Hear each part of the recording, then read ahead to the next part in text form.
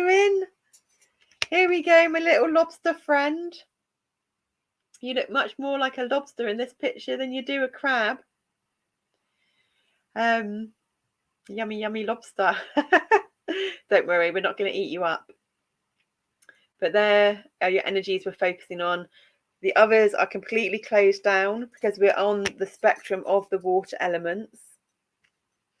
It's interesting, we've just come to you in this moment, and the insights and awareness that we ought to have started with the one of the spectrum of energies, whether it be the conscious aware seen, the top of the pack, the opening, or the closing, or when it doesn't matter which is the opening or the closing, just the aware, the seen, the conscious, or the unaware, the unseen, the unconscious, and that we ought to have started this journey with that. That would have made sense. But we are growing and we're learning and we're in this intuitive flow state. And we've come to those moments of insight in your energies, and we're in the Cancer Sun energies at the moment. But if we remember correctly, it actually might be going into Leo.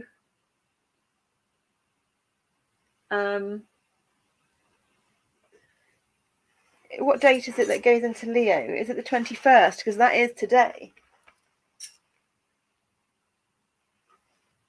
So, well, that makes sense, doesn't it? So Venus is going retrograde tomorrow. Chiron, I think, is going retrograde at the same time or very close to.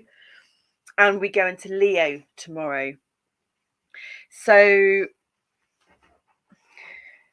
we're in the last degree, last bits of the degree, because we're the end of the day here where we are, of your Cancer energy. So we were talking about being in the present moment. So we're in the most mature part of your Cancer energies at the last degree. The last degree, 29 degrees, we recently learned is the shaman degree. Are there connections to, it doesn't have to be shaman. Shaman's just a word. A shaman is someone that's very grounded, connected to plant medicine, plant nature, to sound healing, sound medicine, movement, just connected to the energetic realms through that shaman perspective. So do you have any shaman degrees, 29 degrees in any of your natal chart placements? And it's Cancer energy, so you don't have to be a Cancer sun. Everyone's got all of the Astro energies in them. So how does that apply for you in any of your energetics? And bringing ourselves into that present moment, what is the creative juices, the inspiration, the planning, the logic? Are things starting to kind of flow together for you?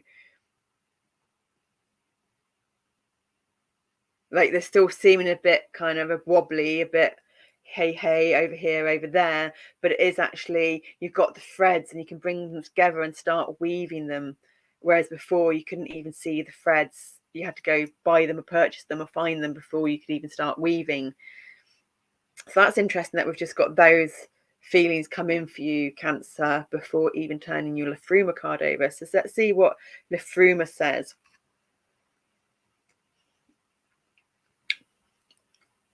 We just said how you can see those threads and you're just bringing the threads in now to finish weaving your dream weaver, your web, your matrix of the body, whatever it is. For us, 64 is complex stability. For us, 64 is the Merkaba, the star tetrahedron, the two tetrahedrons on top of each other. So with the weaving that you're doing of these new creative juices and inspirations flowing in with your present moment on your last degree, your shaman degree, because you're heading to your blind spot is Gemini, but where you're heading to is Leo on the initial one. So you can get awareness from both of those signs, and your opposite is Capricorn. But for the blind spot, it tends to be your blind spot can be really hard, but it also can be really hard with doing your opposite. So looking at your blind spot and your opposite together with your destination future Leo energy. So when you look at Leo's traits, look at Capricorn's traits, look at Gemini's traits, and bring them all together, it will be easier to see your denials, see your blind spots, see what you need to balance you out. So you're kind of working with a few energies at once to take a little bit from each resonates with you. It's an intuitive heart thing.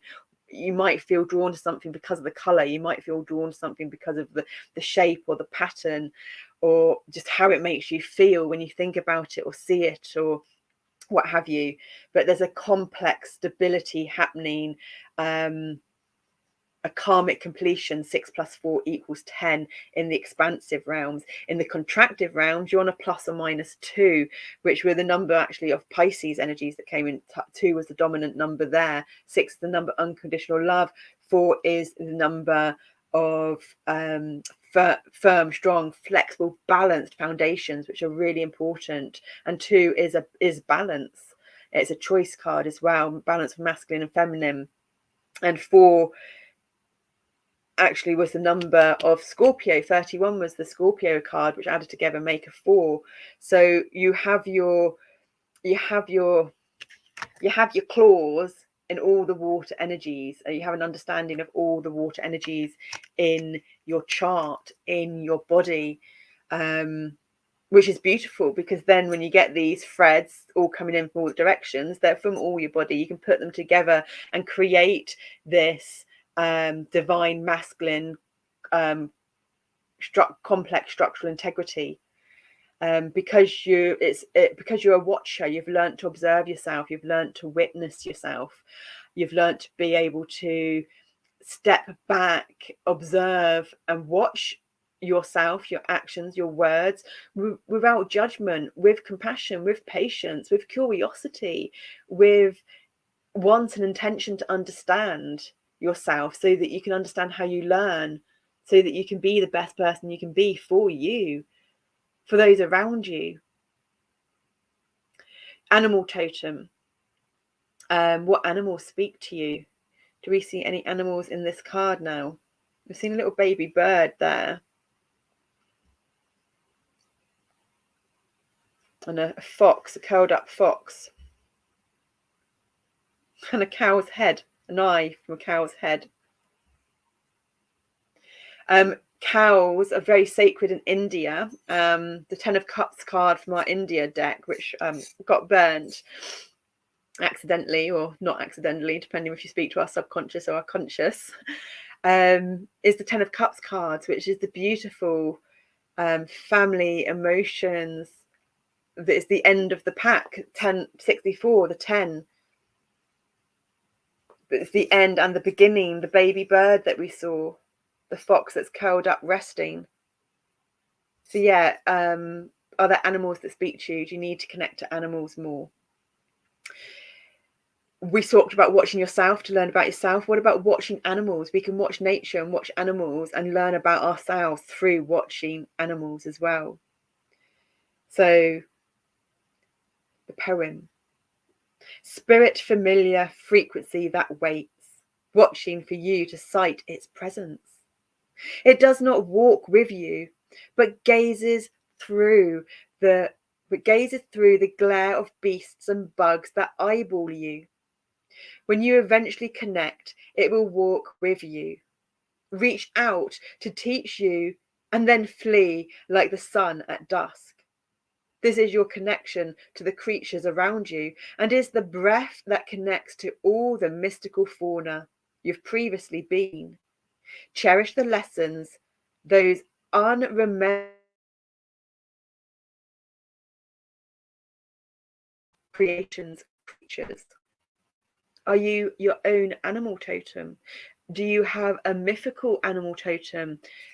Can you create? Do you want to, or can you, or maybe creating your own mythical animal totem? That's what we've done accidentally.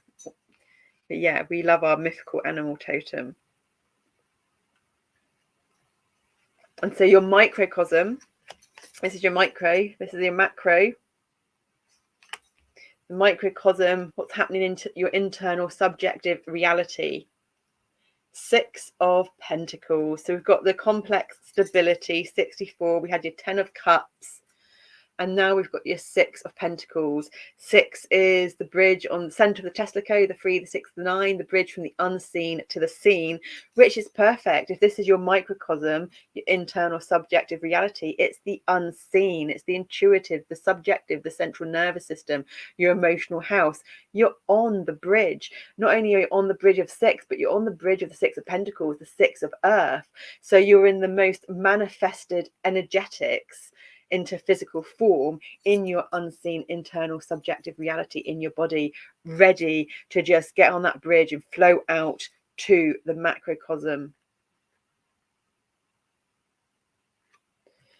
You're feeling stable, you're feeling balanced, you're feeling secure and grounded. Like 6 Pentacles, there's a balance of money. You've got abundant food here. You're giving this guy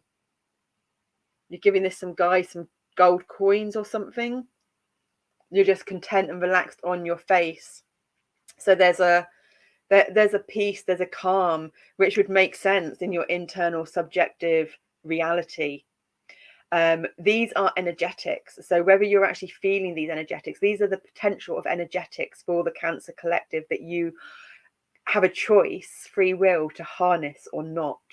Do you choose to harness this potential of energies and put the actual energy in, the time in, to harness these energies and receive the rewards? They're energetics.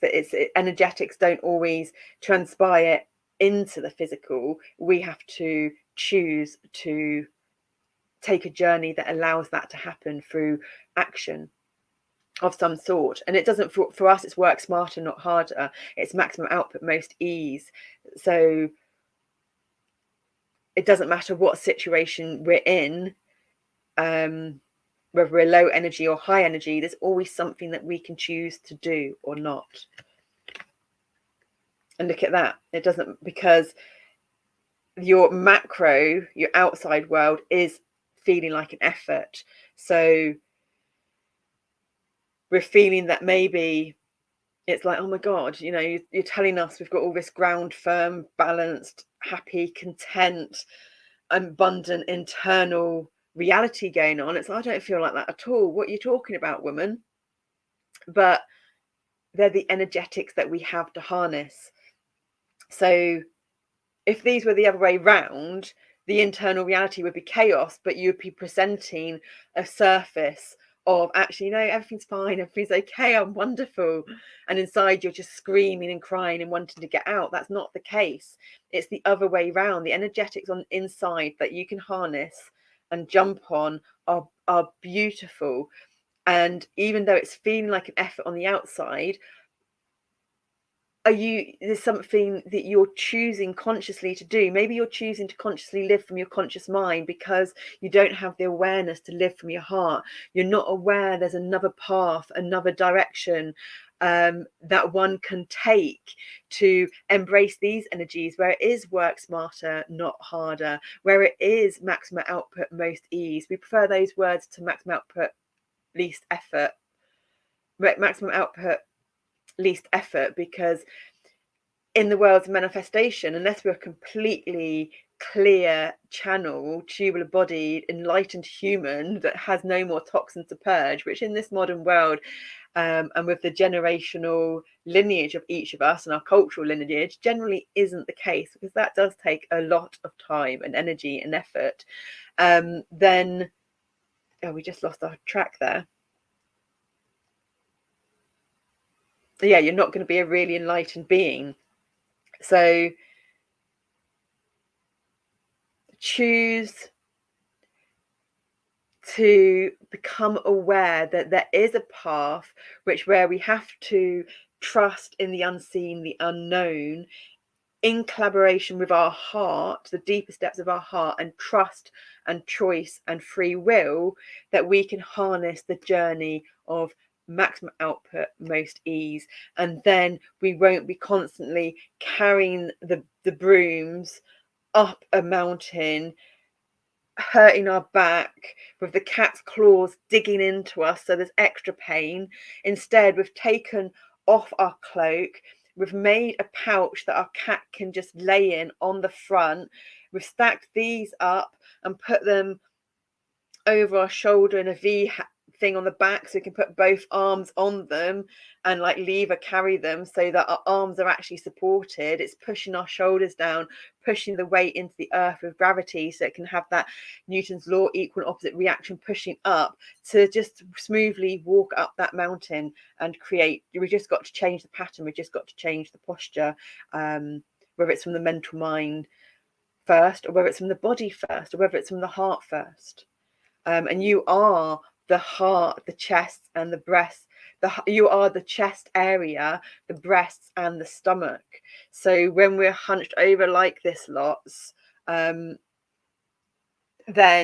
we just got to change our pattern and posture. Talking about that.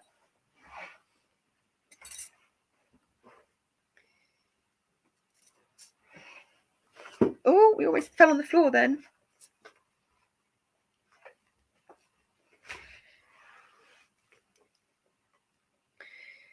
Then we have to shift and move around on our posture to help things shift up the energy and move the energy. Because if we don't shift up a posture in the physical body or in the emotional body or in the mental body, then stuff becomes stagnant. And when stuff becomes stagnant, it becomes more rigid, it becomes more tight.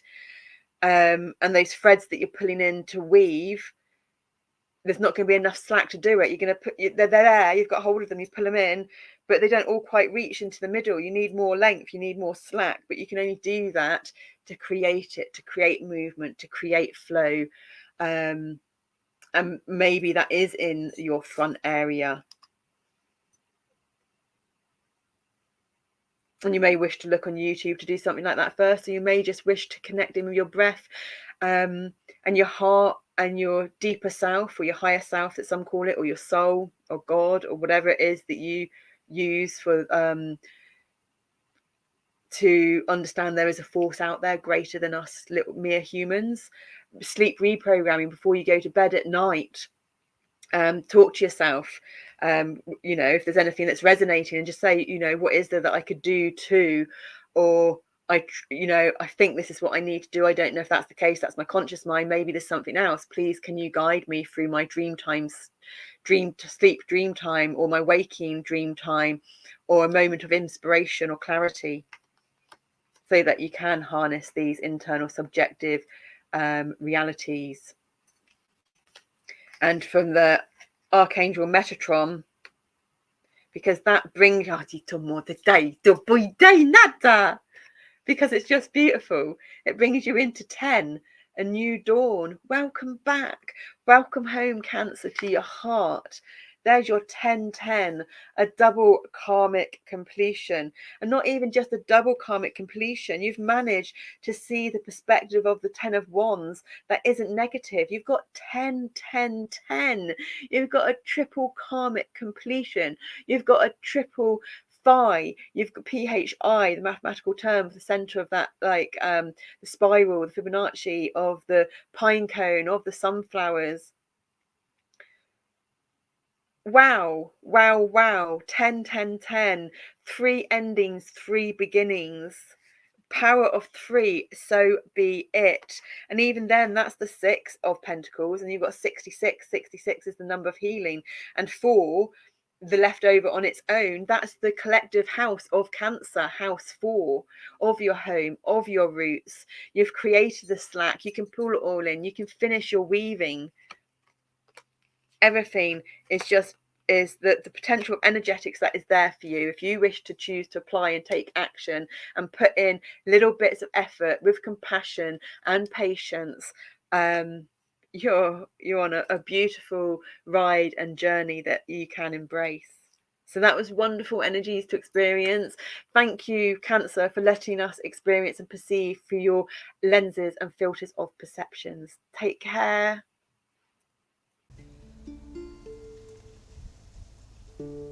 Hi, Scorpio. Thank you for welcoming us into experience and perceive through your lenses and filters of perception. There's your card, Scorpio.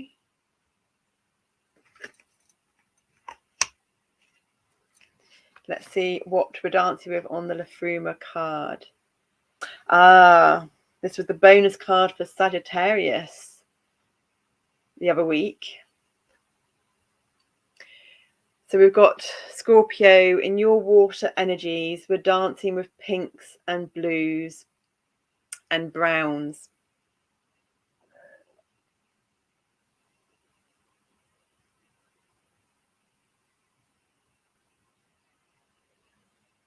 And it's about your feet, which is interesting. We've just come from Pisces. Pisces is the rule of the feet.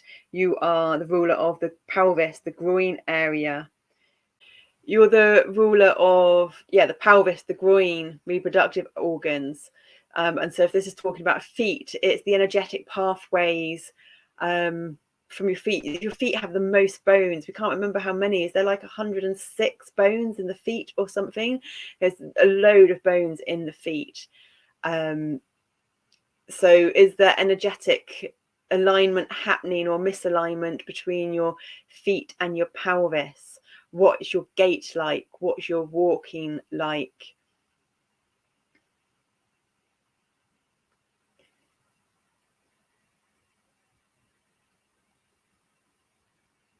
We're seeing smoke in this card more today. Do you do any ceremonial practices with smoke? Saging, like we did with our little burner at the start here. Still, it's actually a little bit warm, but it's mostly out. Do you actually smoke yourself? Are you attempting to give up smoking?